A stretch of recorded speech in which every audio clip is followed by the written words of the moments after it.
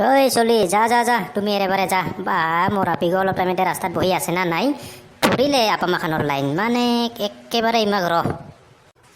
কলিজা ফালি দেখুৱালে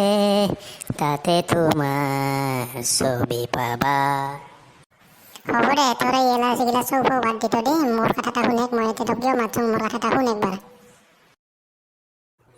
দে কতক কি কথা বাবাই মোক বিয়া দিবা ওলাইছে জানা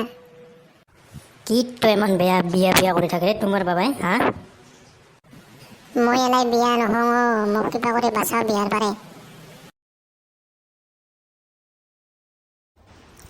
বেটি তই এতিয়াহে আছা স্কুলত যাওঁ বুলি কৈ হা তই মানে আমাক প্ৰেম কৰবা নিদিবিকে নেকি ঐ চচুৰ বুঢ়া কিয় তই বেটিটাক ইমান বিয়া ডং ডং কৰি থাকাতে থাকিমতো ইমান ভাল কাহক আহিছে আৰ্মিত চাকৰি কৰে এই কি যে খালি চাকৰি চাকৰি কৰি থাকা মোৰ লগতে বিয়া দে তোৰ বেটিগতক তই এতিয়া কি কৰা নকৰং একো দুখৰ জীৱনৰে বুঢ়া বেকাৰে আছোং চাকৰি বাকৰি নাপাওঁ হৈছোং কি কৰবি আৰু তোৰ বেটিটাক বিয়া কৰাম বুলিয়ে ভাবিছোঁ আৰু তোৰ বেটিটাক বিয়া কৰালেহে মানে ভৱিষ্যতে এটা কিবা কৰিম বুলি মই ভাবিছোঁ আৰু মোৰ বেটিক মই বেকাৰৰ লগত নেদং বিয়া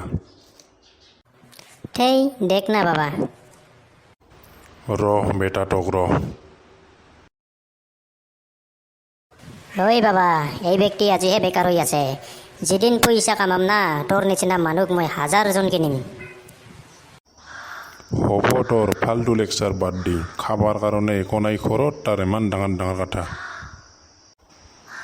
চব এতিয়া লাইৰে বাৰে